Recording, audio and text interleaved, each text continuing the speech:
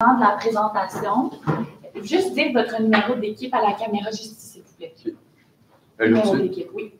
Introduction au monde des affaires, équipe 10. Vous avez 12 minutes pour la présentation. Je vais vous montrer le temps restant à l'aide de mes doigts aux 6, 4 et 2 minutes. Puis, je vais faire le décompte des 10 dernières secondes. Je vais vous le dire lorsque ça va être la fin de votre présentation. Une période de questions d'une durée de 5 minutes chronométrée suivra. Après les 5 minutes, j'annoncerai la fin de ceci. Si vous êtes en train de répondre à une question, veuillez brièvement conclure. Vous ne devez en aucun cas dévoiler la provenance de votre cégep sous peine de disqualification immédiate. Veuillez s'il vous plaît rester dans la zone de question de public. À tous les observateurs, le silence vous sera demandé tout au long de la présentation et de la période de questions. Si vous désirez applaudir, vous devez attendre la fin de la période de questions. Vous ne devez en aucun temps dévoiler la provenance de l'équipe qui présente. Aucune entrée ni sortie de la salle n'est permise durant la présentation ou la période de questions. Veuillez éteindre la sonnerie de vos téléphones. J'inviterai maintenant les juges à se présenter et vous pourrez débuter par la suite. Bonjour, Karine Rainville, enseignante au collégial, technique administrative et coordonnatrice de département. Bienvenue. Bonjour, Léon Chénier, président du comité de compétition de l'Université de Sherbrooke et copropriétaire du CRAMITI. Bonjour, Juliane Desloges, spécialiste chez EY et également dans le comité compétition. Bonjour, mon nom c'est Alexandre, je suis conseiller en gestion de patrimoine chez IGE Son Patrimoine. Juste pour les diapos, on change. Oui, à l'aide du cabine de souris. Ok, c'est bon. Fait que, bonjour à tous. Dans le cadre de la résolution de cas, nous avions le mandat de aider Raphaël à rédiger un plan d'affaires pour atteindre son objectif de démarrer son entreprise. Donc, pour commencer, lorsque Raphaël a rencontré son ami pour démarrer son entreprise, elle avait en tête un persona qu'elle voulait cibler. Donc, la clientèle cible est autour de la trentaine. Les deux femmes recherchaient une vente de produits locaux, naturels et éco-responsables. Puis, ils voulaient également vendre des chandelles artisanales dans des marchés publics et boutiques locales. Puis, c'est quand même logique, puisque tu ne peux pas sentir des chandelles, par exemple, sur Internet. Fait que, leur idée initiale était quand même très bonne. OK, donc la mission était de créer des moments de détente grâce aux bougies, de créer des souvenirs et de créer un environnement d'apaisement grâce à ces bougies. Et aussi, ces bougies devaient allier la détente, mais aussi l'environnement, parce que c'était une de ces valeurs très importantes. Du coup, sa vision de la fabrication, c'est l'artisanat, parce qu'elle a un grand esprit de créativité. Donc voilà, elle aime beaucoup utiliser ses mots, etc. Et aussi, son but, c'était vraiment d'être le plus éco-responsable possible, en utilisant des matériaux éco-responsables et avec comme la cire de soya 100% naturelle ou la cire d'amande, voilà. Ces valeurs, c'est le bien-être, parce que elle aime l'apaisement, la détente, et l'environnement, parce que c'est très important, surtout dans le moment. Excusez-moi, j'arrive. L'environnement, parce que c'est important en ce moment avec le réchauffement climatique et être proche de ça. Et la créativité, parce qu'elle aime beaucoup penser, et c'est ça qui l'aide dans tous les jours.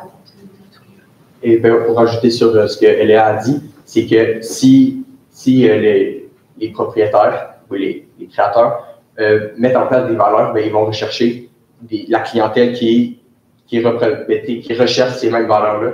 Donc, ça va d'avoir des bonnes valeurs bien définies, ça permet à la clientèle de faire des liens avec l'entreprise.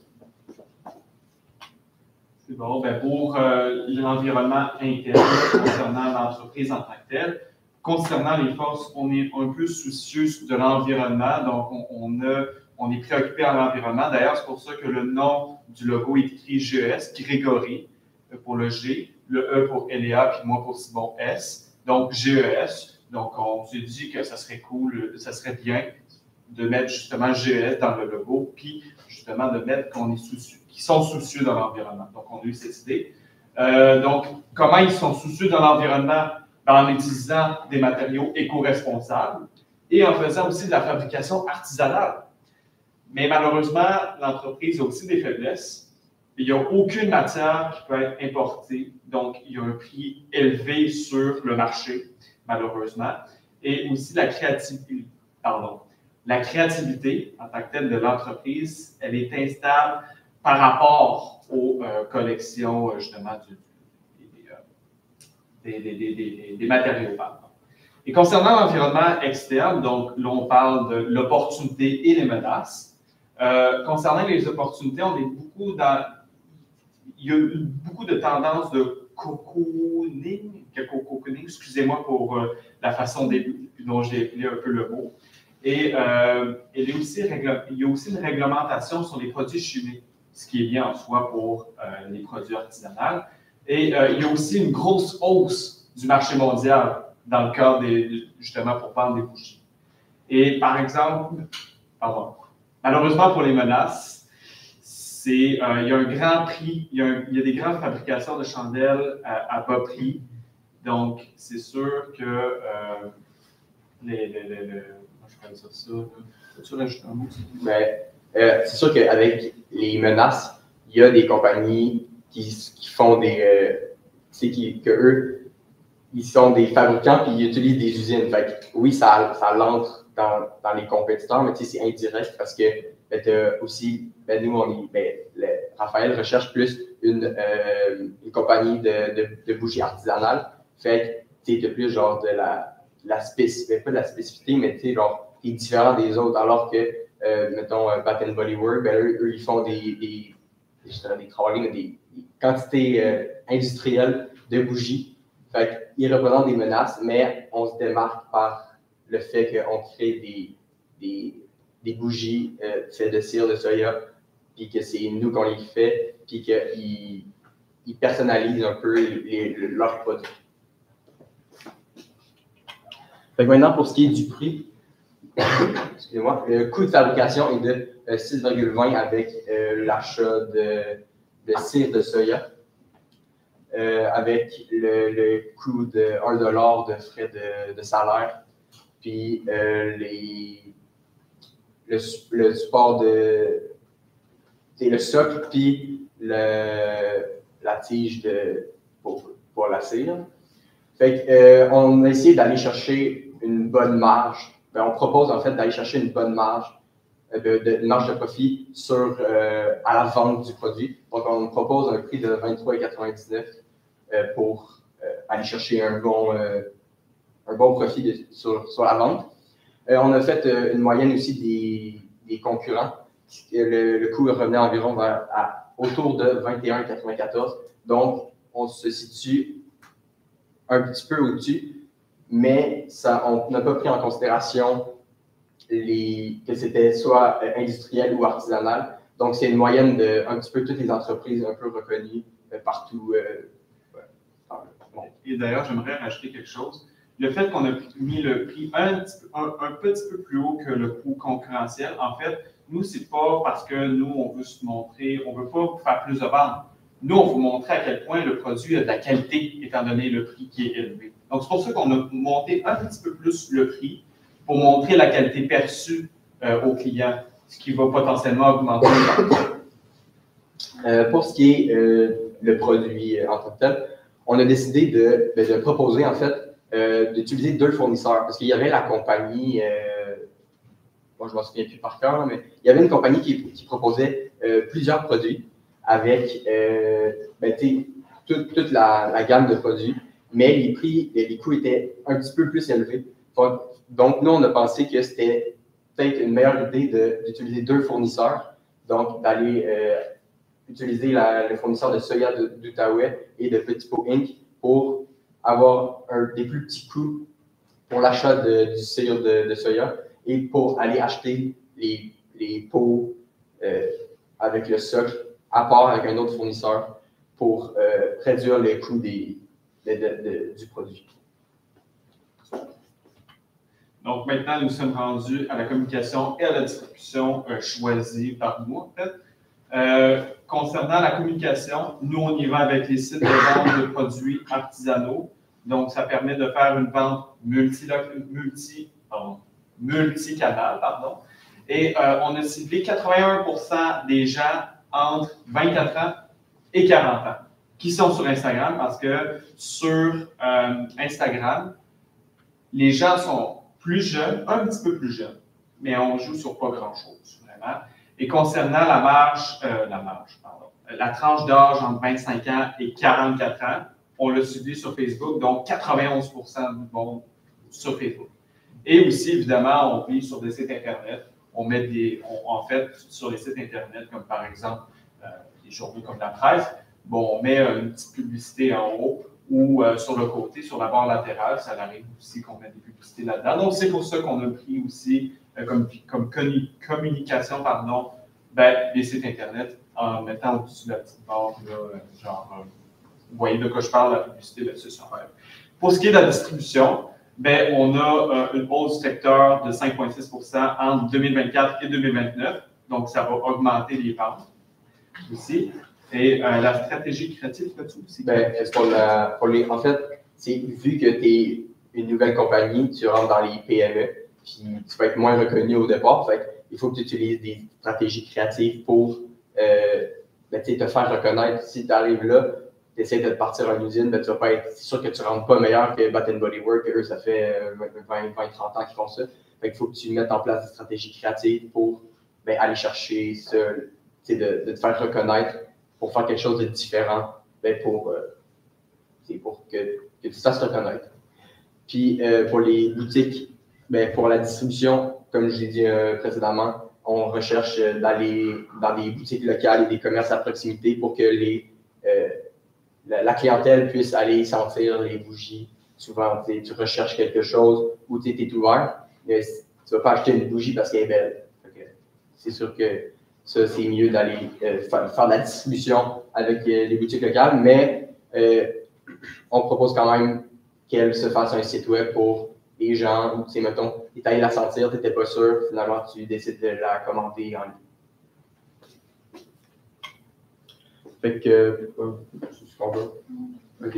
Pour conclure, le mandat, c'était de faire le plan d'affaires de Raphaël pour l'aider à créer sa compagnie de bougies. Notre stratégie qu'on a proposée, c'est d'aller utiliser plusieurs fournisseurs et d'évaluer les différents, en évaluant en fait les différentes menaces, les forces que l'entreprise posséderait. Puis, pour implanter ça, c'est sûr que là, dans le cadre de la résolution, on n'a pas fait de stratégie c'est pour. Là, c'est terminé. Donc, j'ai une question. Merci beaucoup pour la présentation. Tout à l'heure, j'ai entendu dire l'idée n'est pas de faire plus de ventes quand vous avez parlé du produit. Mais là, moi, je vous interpelle sur comment faire plus de ventes. Quel est le principal facteur, selon vous, puisque vous êtes en démarrage d'entreprise, qui va vous permettre justement de faire des ventes? Tantôt, justement, j'avais parlé de prix. En fait, étant donné, ça joue un peu sur les deux, en fait, le prix. Si on met le prix plus bas, peut-être qu'on va avoir plus de ventes, étant donné que les gens vont acheter moins cher. Mais en même temps, si on augmente le prix, peut-être aussi qu'on va augmenter les ventes parce qu'ils vont se dire, c'est de la qualité, ce produit.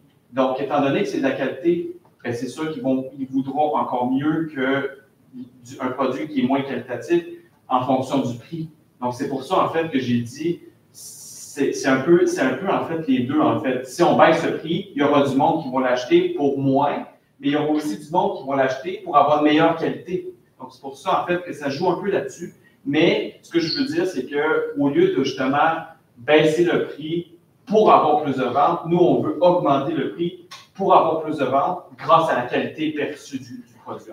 C'est pour ça. Excellent, merci. De rien. Moi, j'ai une question. Vous avez un logo GES. Oui. Vous êtes soucieux de l'environnement, vous dites que c'est la souche de votre du travail que vous nous présentez aujourd'hui. Oui.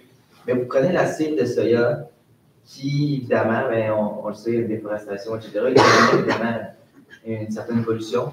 Comment vous justifiez ce choix-là? C'est sûr que comme vous le dites, la cire de soya.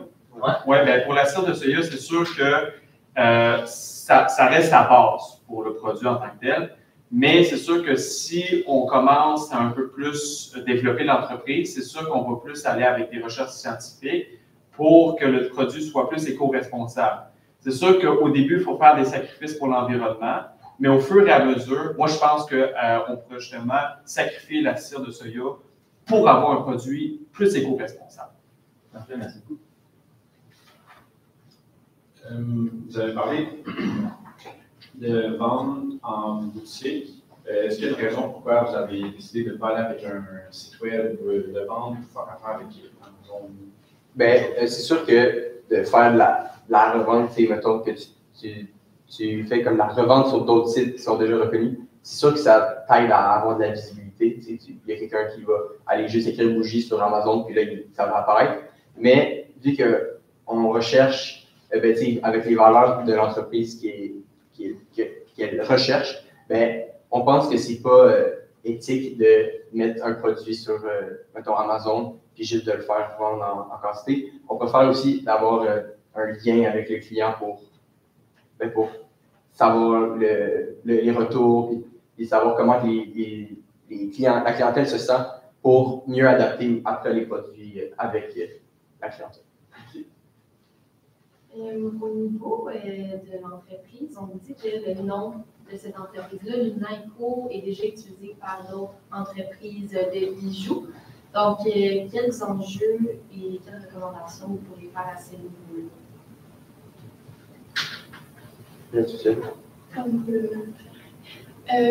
Vu que c'est une entreprise de bijoux, je ne pense pas qu'il y ait vraiment un réel impact, vu que nous, on est une bougie. Et surtout, le Lumina, ça va bien avec.